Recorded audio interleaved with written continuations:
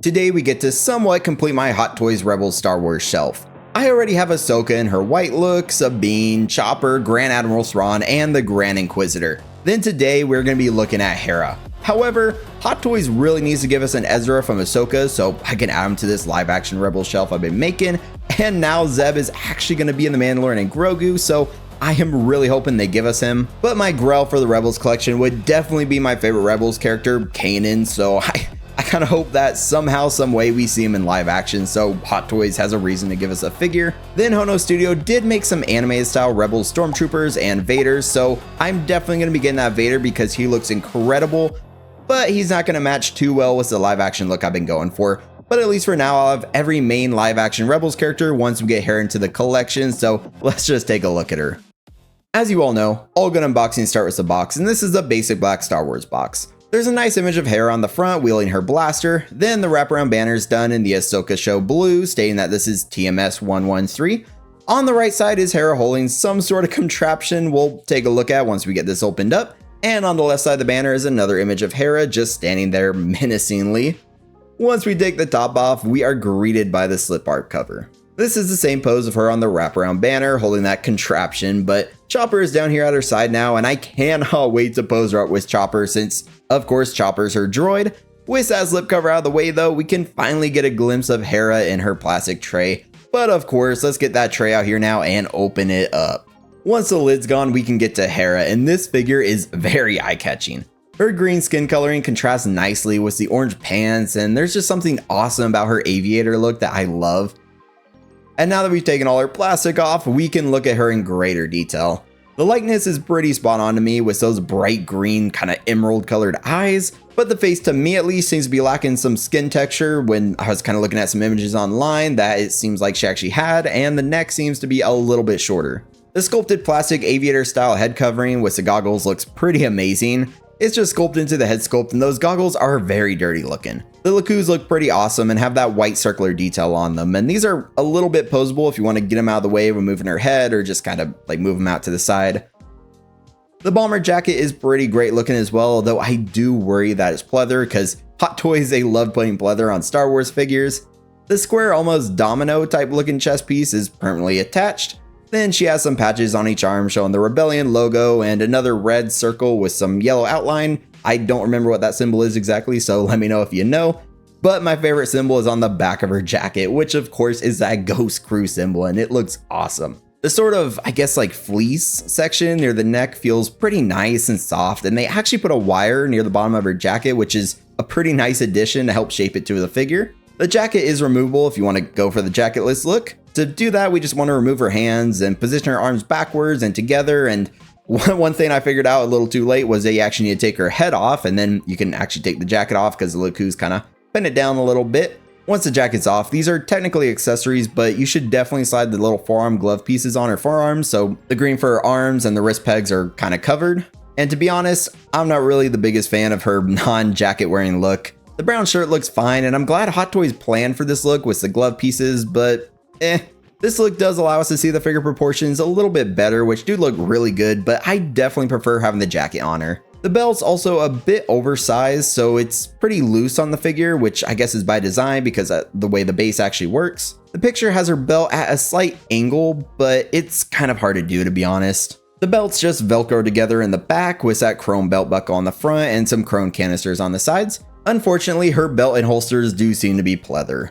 But the holster does open and close with a magnet, which I really do like to kind of hold the blaster in there. The pants are nicely detailed with all the stitch work for the pockets. And now the boots, which unfortunately this seems to be a very pleathery figure, I guess, but that's just how Hot Toys does Star Wars. The boots are done in a split cut design, which is nice, but unfortunately that means there's going to be some exposed green skin if the feet are tilted certain directions, but you might be able to kind of push the top of the boot part down and kind of hide it. But if you want to have her boots like kind of tilted back a little bit, it just doesn't look too great. Let's check out the accessories now, starting with the gloved hands. We touched on the forearm glove pieces already, but right out of the box she has a pair of relaxed style hands, a pair of more gripping style hands to, I guess, hold that big contraption, a pair of other tighter gripping hands, maybe to hold her communicator, and a pair of trigger finger hands. The hands look pretty good with some wrinkling detail in there and texture to simulate the kind of leather-like look they're going for. She also gets this bag, which I do really like the look of. It's unfortunately probably pleather, but the details for all the tools is pretty awesome. They're sculpted and painted pretty well, but they do seem to be glued to the bag. To get this on the figure, you just lift her arm up and then slide it over her arm and then her head. Then you just adjust it under the LeCouz if needed, and I am definitely going to leave this on her in the display. It looks awesome and just adds to the look of the character. She also comes with this contraption, and I believe it's the tracking device. It's pretty large with lots of awesome weathering details. The sculpt work on the leather band is impressive with the stitching details as well. And of course, there's many other sculpted and painted metal components and button details. And yes, I said details a lot of times because it's pretty detailed. The antennas on here are longer, but what's cool is you can actually swap them out for two shorter antennas if you want to have it kind of unactivated or just want to decrease the overall size. She also gets a communicator.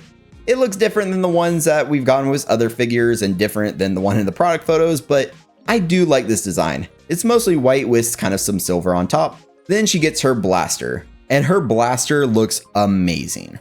The sculpt work is incredible with lots of small details on the grip, some line work, and just a little bit of holes on the barrel. And yeah, it just looks great. The paint application here is also pretty awesome. The bronze sections are weathered and are definitely the parts that kind of stand out the most to me, but the whole thing definitely looks sturdy, and honestly, I'm a little disappointed. I thought Hera would take better care of her blaster, but in figure form at least, the extra detail is appreciated. The last accessory is her base, and there's nothing really special here to be honest. It's just rectangular Hot Toys Star Wars base with a chrome nameplate stating Hera Syndulla, but I do like the stand we get.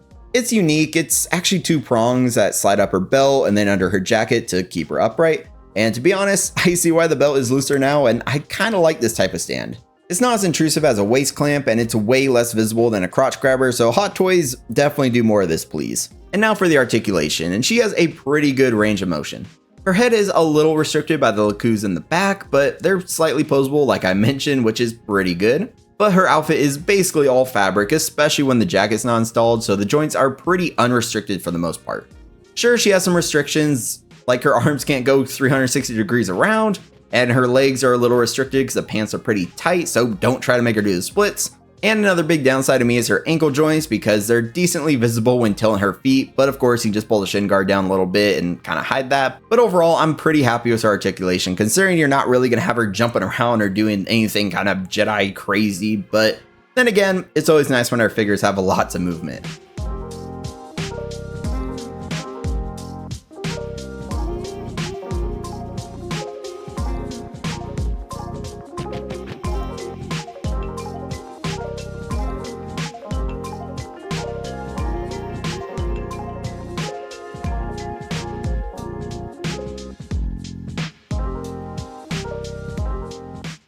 Now for the comparisons. This is going to be super fun since I can get all my Rebels characters out here and just to stand next to Hera.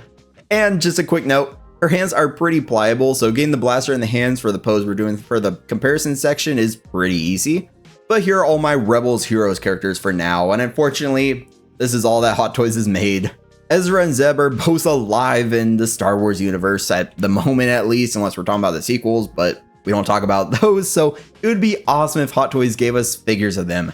I mean, Ezra was in Ahsoka and Zeb is going to be in the Mandalorian Grogu, so they already are showing up in live action anyway. It's just for some reason Hot Toys hasn't made them yet, but my grail of all the Rebels would be Kanan. So like I said earlier, somehow, some way, Hot Toys, you need to give us Kanan. Just give us some like swap out eyes and different like head sculpts because, you know, he goes blind, so he has like the mask look, different eyes that, we need to somehow see him in season 2 of Ahsoka just so I can get a figure of him.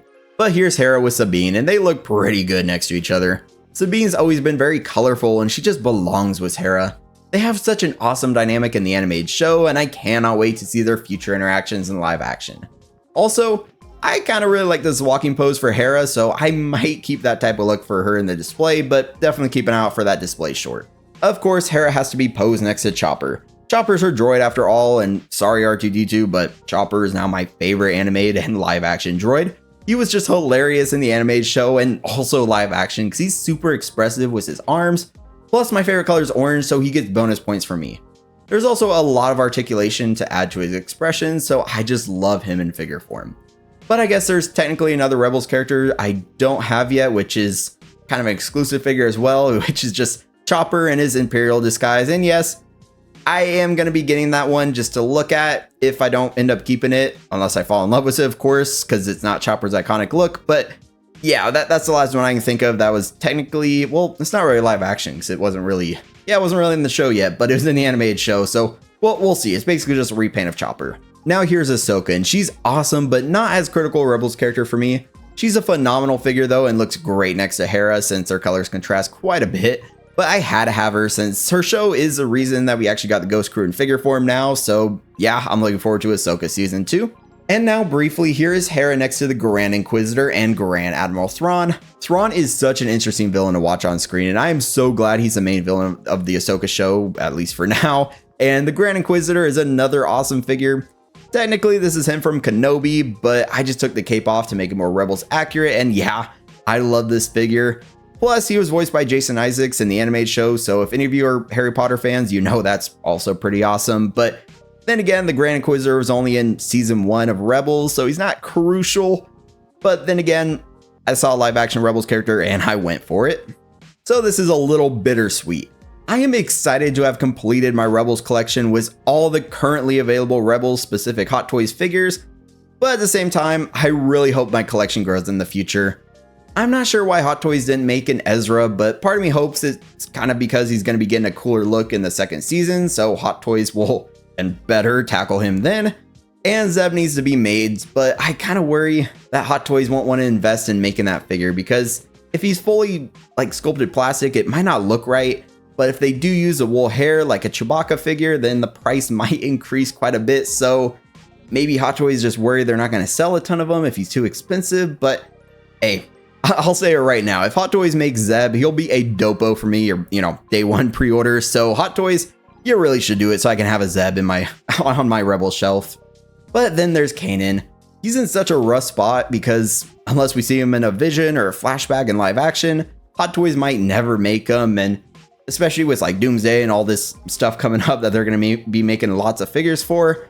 I don't know. I kind of hoping that Kanan just comes out of nowhere. But then again, Ahsoka Season 2 could be our savior. Kanan, I don't know who'd play him in live action, but I just need to see him again, man. But hey, I have hope though, because Ahsoka Season 1 was basically a kind of, I guess, secret, not really secret Rebels Season 5. So I'm looking forward to seeing Rebels live action Season 6. But as for the figure of Hera, she's awesome. If you're not building a Rebels or Ahsoka line in your display, of course, she's not really necessary for like Star Wars collectors since she's a little bit more niche. She was just in Ahsoka in the animated show. But Rebels, for me, it's up there with Clone Wars, so I needed to get her. And now I cannot wait to just put her in the Rebels display because, man, it's kind of sad. I guess I'm done for now with the Rebels display. But let's talk about Hera down in the comments. If you enjoyed this video, definitely give it a like and hit subscribe for much more content like this. Check out another figure review in the playlist that'll pop up. Maybe this will be in Ren review, or check out the collection tour to see how my collection journey is going. And yeah, I kind of messed those parts up. But as always, thank you to the channel members. If you want to become a channel member, click the join button and you'll see your name at the end of reviews among some other benefits. I look forward to talking to y'all again very soon. But until next time, stay 6 scale.